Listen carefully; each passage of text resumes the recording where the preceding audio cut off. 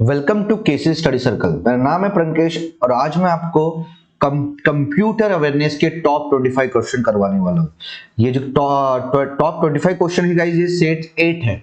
Already इसके पहले 7 set हो चुके हैं, आप देख लेना। अब ये सेट 8 है, तो ऐसे ही मैं आपको 25-25 क्वेश्चन के सेट देते रहूंगा, ठीक है। तो ऐसे अपने को 1000-2000 क्वेश्चन करना है। अगर आप डेली देख रहे हो तो आपके हो जाएगा और ये सब्जेक्ट बन जाएगा गाइस। ये जो कंप्यूटर अवेयरनेस के क्वेश्चन है, हर एग्जाम में काम में आते हैं। एसएससी सीजीएल में काम में आएगा, सीएचएसएल में काम में आएगा, बैंकिंग में, मेंस में काम में आएगा, हर एग्जाम में आते हैं गाइस। तो कंप्यूटर इंपॉर्टेंट है, ठीक है। चलते हैं, देखते हैं आज के क्वेश्चंस। पहला क्वेश्चन देखिए। a peer to peer LAN is an appropriated network architecture for dash। Peer to peer LAN dash के लिए एक उपयुक्त नेटवर्क आर्किटेक्चर है। तो किसके लिए ये इंपॉर्टेंट आर्किटेक्चर है guys, peer to peer LAN? The answer is, क्या आंसर है? होम नेटवर्क के लिए। तो होम नेटवर्क के लिए पीयर टू पीयर लैन ये अप्रोप्रिएटेड नेटवर्क आर्किटेक्चर है, ठीक है। आगे बढ़ते हैं। Similar to hub in an Ethernet network, a dash helps relay data between the wireless network nodes। Ethernet network में हब के समान डैश वायरलेस नेटवर्क नोड्स के बीच डेटा रिले करने की मदद करता है। तो किसके मदद से ये डेटा रिले करने की मदद करता है guides? Between the wireless network nodes. The answer is wireless access point की वजह से, ठीक है। मैं थोड़ा चेंज कर लेता हूं, ठीक है। तो देखो, वायरलेस एक्सेस पॉइंट की वजह से क्या होता है, अगर कोई similar to the hub Ethernet network, अगर इथरनेट नेटवर्क में कोई हब हो और उसमें वायरलेस एक्सेस पॉइंट की मदद से क्या होता है, डेटा रिले होता है किसमें? वायरलेस नेटवर्क नोड्स में, ठीक है। एथरनेट नेटवर्क्स में अगर हब है और हब में वायरलेस नेटवर्क नोड्स है, उसमें जो डेटा रिले होता है जाता है किसके मदद से? वायरलेस एक्सेस पॉइंट की मदद से, ठीक है। इंपॉर्टेंट है। आगे बढ़ते हैं। Cell phone uses dash to access the internet. Cell phone internet का उपयोग करने के लिए डैश का उपयोग करता है।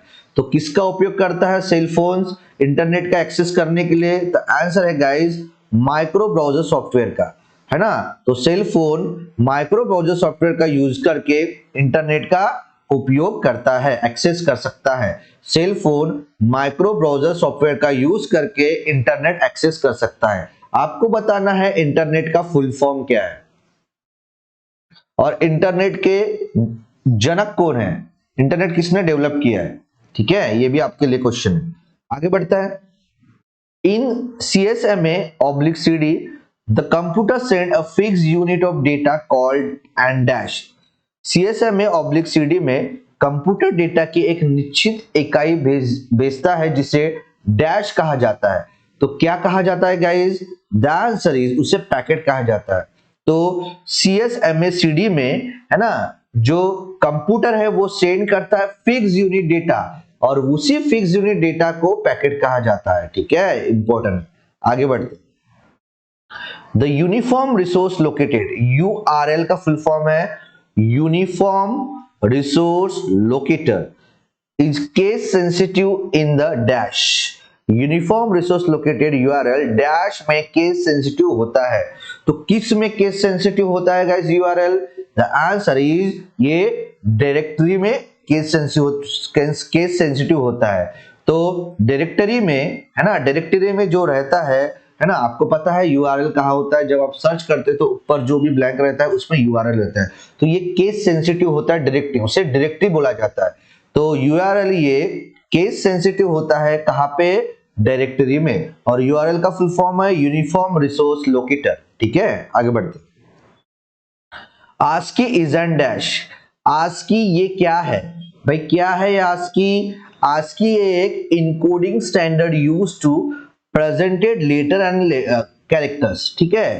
तो ASCII ये क्या है? ये लेटर एंड कैरेक्टर्स का प्रेजेंटेशन करता है क्या में, इनकोडिंग फॉर्म में। तो इनकोडिंग स्टैंडर्ड यूज है ना, encoding standard use to present letters and characters. ठीक है, ASCII एक प्रकार का इनकोडिंग स्टैंडर्ड कोड है और ये इनकोडिंग स्टैंडर्ड कोड, ये ASCII कोड लेटर और कैरेक्टर को रिप्रेजेंट करता है।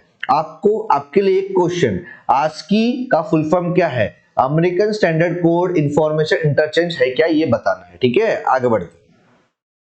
A global network made up of thousands of privately owned computers and network is called dash। हजारों निजी स्वामित्व वाले कंप्यूटरों और नेटवर्कों से बना एक वैश्विक नेटवर्क क्या कहलाता है? तो क्या कहलाता है गाइज? ये इंटरनेट कहलाता है। तो बहुत सारा ग्लोबल नेटवर्क, ये जो पूरी दुनिया में जो नेटवर्क है ना, वो made up of thousand of private own computers. ठीक है, ये जो ग्लोबल दुनिया में जितने भी ग्लोबल नेटवर्क है, ये किससे बना है? प्राइवेट ओन कंप्यूटर्स, जितने भी दुनिया में प्राइवेट बहुत thousand of private own computer and network से बना है ग्लोबल नेटवर्क, और इसे ही इंटरनेट कहते हैं। ठीक है, याद रखना, इंटरनेट किसे कहते हैं? थाउजेंड ऑफ प्राइवेट कंप्यूटर है ना, 1000 और लाखों कंप्यूटर एंड नेटवर्क से मिलके जो ग्लोबल नेटवर्क बना है उसे ही इंटरनेट कहते हैं। ठीक है, आगे बढ़ते हैं। Which of the following is not a basic function of operating system? निम्नलिखित में से कौन ऑपरेटिंग सिस्टम का मूल कार्य नहीं है? नॉट बेसिक फंक्शन बोला है ऑपरेटिंग सिस्टम का, तो कौन सा नहीं है guys? Provide the word processing system, ये फंक्शन नहीं है किसका? ऑपरेटिंग सिस्टम का। तो भाई ऑपरेटिंग सिस्टम का फंक्शंस कौन कौन हैं? मैनेज मेमोरी है, स्टार्ट कंप्यूटर है, प्रोवाइड द यूजर है। ये बेसिक फंक्शन है ऑपरेटिंग सिस्टम का। Manage memory, start the computer, provide the user, this is the basic function of operating system. And what about the not basic function of operating system? Provide the word processing is not the basic function of the operating system. Got it? आगे बढ़ते। Which of the following scrambles a message by applying a secret code? निम्नलिखित में से कौन गुप्त code लागू करके एक संदेश को स्क्रैम्बल कर सकता है? तो कौन करता है गाइस ऐसा? इंक्रिप्शन करता है। इंक्रिप्शन के वजह से अपन क्या करते हैं? स्क्रैम्बल मैसेज कर सकते हैं for bye applying a secret code. ठीक है, स्क्रैम्बल इंक्रिप्शन के वजह से क्या है? इंक्रिप्शन एक प्रकार का मैसेज है और उसमें अपन अप्लाई सीक्रेट कोड कर सकते हैं, है ना। तो encryption scramble a message by applying a secret code, important है। ठीक है, आगे बढ़ते हैं। The internet begin with the development of dash. Internet की शुरुआत डैश के विकास के साथ हुई। तो इंटरनेट की शुरुआत किसके डेवलपमेंट के साथ हुई? इसकी ARPANET के डेवलपमेंट के साथ हुई। The internet begin with the development of ARPANET, और ARPANET का फुल फॉर्म है advance research project agency network.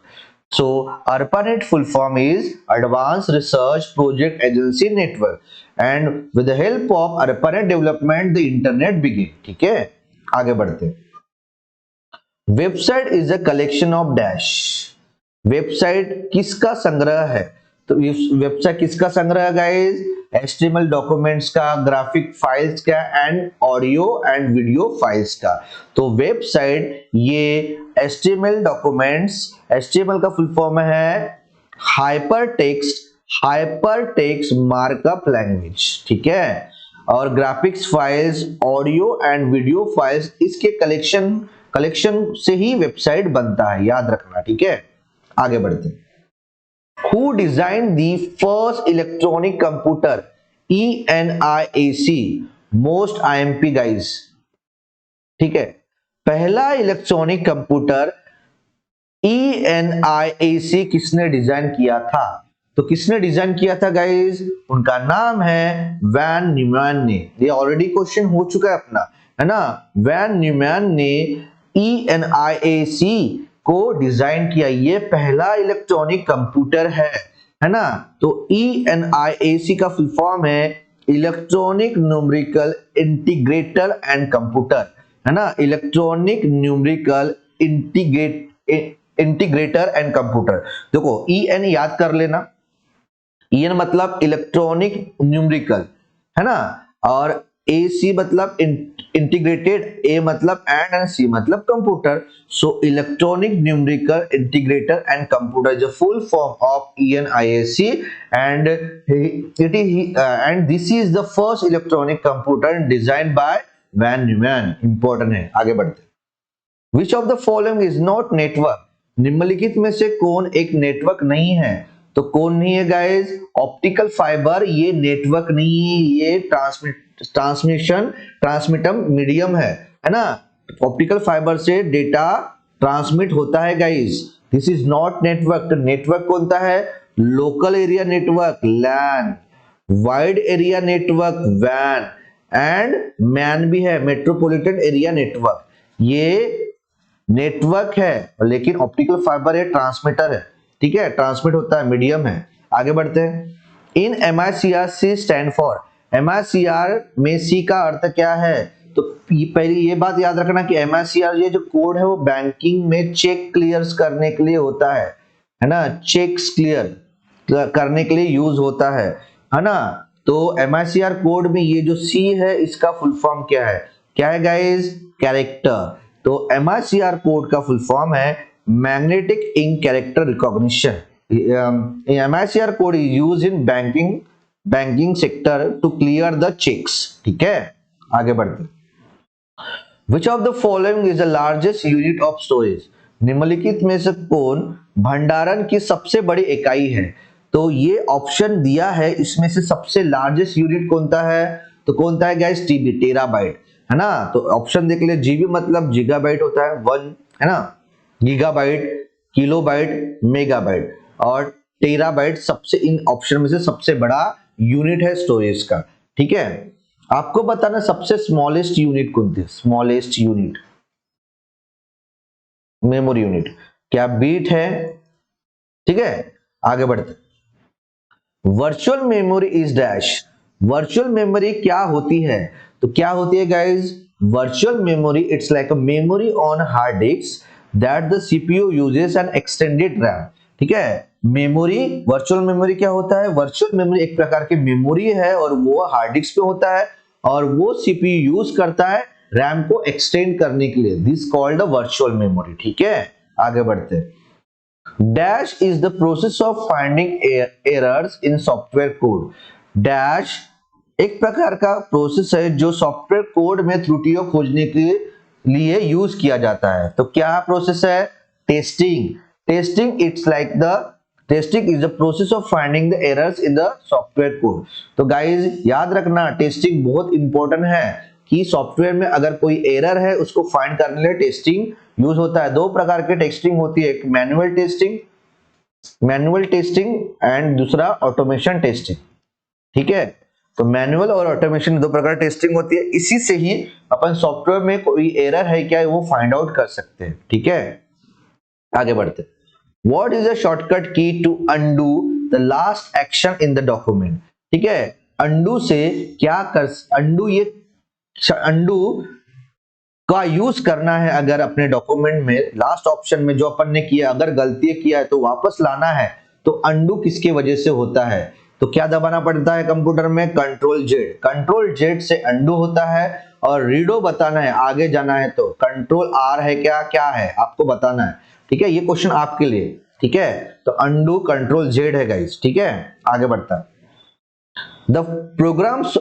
The programs which are as permanent as hardware and store in ROM is known as dash। Program जो hardware की तरह स्थायी होते हैं और रोम में स्टोर होते हैं उन्हें डैश के रूप में जाना जाता है। उन्हें किसके रूप में जाना जाता है? उस प्रोग्राम को फर्मवेयर में। तो फर्मवेयर एक प्रकार के प्रोग्राम होते हैं, है ना, वो परमानेंटली स्टोर होते हैं हार्डवेयर में और वो है ना परमानेंटली कहां पे होते हैं? हार्डवेयर में, और स्टोर रोम में होते हैं। ऐसे प्रोग्राम्स को फर्मवेयर कहा जाता है, ठीक है। तो फर्मवेयर एक प्रकार का प्रोग्राम ही है, वो परमानेंटली हार्डवेयर और स्टोर होता है रोम में, उसे फर्मवेयर कहा जाता है, ठीक है। आगे बढ़। For the creating document you use dash command at a file menu. दस्तावेज बनाने के लिए आप फाइल मेनू में डैश कमांड का उपयोग करते हैं। तो creating document you use dash command at a file menu. File menu का यूज करते हो न्यू। अगर फाइल मेनू में आपको डॉक्यूमेंट क्रिएट करना है तो कौन सा कमांड देना पड़ेगा? न्यू कमांड देना पड़ेगा, याद रखना गाइस, ठीक है। आगे बढ़ते। Computer uses the dash number system to store data and perform calculation। Computer data को स्टोर करने और गणना करने के लिए डैश नंबर सिस्टम का उपयोग करता है। तो किस नंबर का सिस्टम का उपयोग करता है? The answer is binary. तो कंप्यूटर बाइनरी नंबर सिस्टम का यूज करके डेटा को स्टोर कर सकता है और कैलकुलेशन भी कर सकता है, ठीक है। बाइनरी नंबर मतलब 0 1। बाइनरी नंबर का बेस कितना रहता है? 2 रहता है गाइस, ठीक है। ऑक्टल का 8, डेसिमल का बेस 10 और हेक्साडेसिमल का बेस 16 रहता है, ठीक है। आगे बढ़ते। Dash is the process of carrying out commands. Dash आदेशों को पूरा करने की प्रक्रिया है। तो किसके वजह से अपन कमांड्स क्या निकाल सकते हो, है ना? किसके प्रोसेस की वजह से अपन कमांड्स को बाहर निकाल सकते हैं? The answer executing. तो executing is the process of carrying out command. तो एग्जीक्यूटिंग के मदद से, है ना, एग्जीक्यूटिंग के वर्क से अपन कमांड को बाहर निकाल सकते हैं या एग्जीक्यूट कर सकते हैं गाइस, ठीक है। आगे देखो। In Word when you indent a paragraph you dash। Word में जब आप किसी पैराग्राफ को इंडेंट करते तो आप क्या करते हो? तो क्या करते हो? Push the text in with respect to the margin, है ना।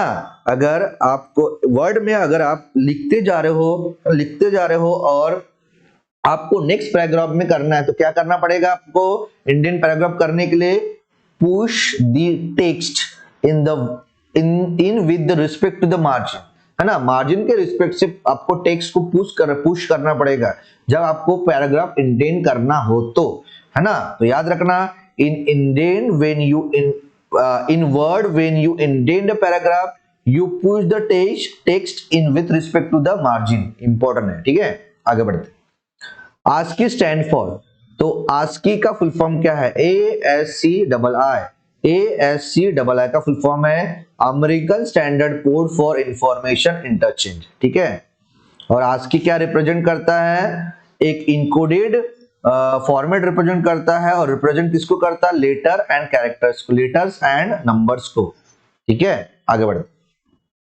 Which of the following is used by the browser to connect the location of the internet resources।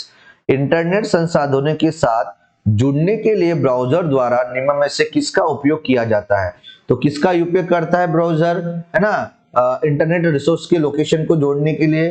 तो उसका नाम है URL मतलब होता है यूनिफॉर्म रिसोर्स लोकेटेड। इसको यूज करके ब्राउजर क्या करता है? इंटरनेट रिसोर्सेज के लोकेशन को कनेक्ट करता है। तो URL के मदद से ब्राउजर कनेक्ट होता है इंटरनेट रिसोर्सेज लोकेशन के साथ, ठीक है। इंपॉर्टेंट है। तो ये थे गाइस अपने टॉप 25। होप्स तो आपको समझ में आया होंगे, है ना, क्वेश्चन एंड आंसर।